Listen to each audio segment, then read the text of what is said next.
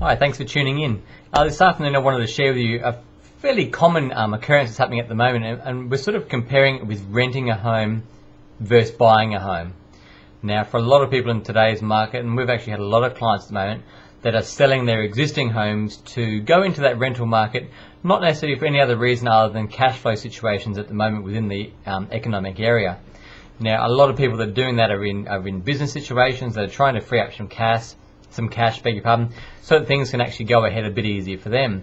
Now, I just wanted to highlight 4 points for both renting and 4 points for owning your own home, and you can make your own decision about what you would prefer to do.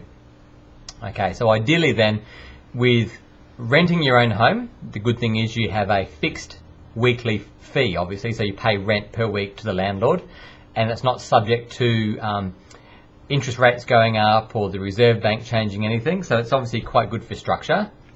Now, as a benefit for a tenant, again, you don't pay building insurance, but be mindful though, you should still have contents insurance for your own personal belongings.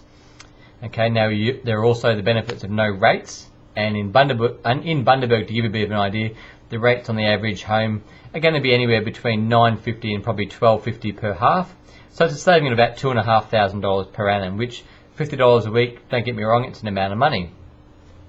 Now, the only other thing I'll probably suggest for the majority of tenants, it's going to come down to the fact that there's no maintenance. Now, maintenance doesn't include fair wear and tear. That's maintenance of hot water services. If there's a leaking tap, then obviously you can call up your property manager and they'll send around someone that's going to fix that for you. Whereas in that situation, the landlord's paying for those bills. On the flip side, however, though, for the benefits of owning your own home, and everyone likes to call home home, and it's a great part of the great Aussie dream, obviously, is to put your money into your own home and suggest that at some stage, if you live long enough, it's going to be yours. Now, again, the benefits of owning your own, it's a secure asset. It's yours as long as you're meeting your monthly payments and the bank's happy, then that home is yours. No one can do anything otherwise. You also have the benefit of capital growth.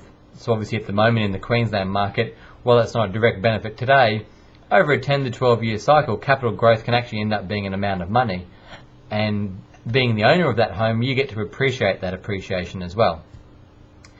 Now, the other thing is you might end up buying a home that you think, if it's going to get me into the market, but you might then want the flexibility of being able to renovate that home.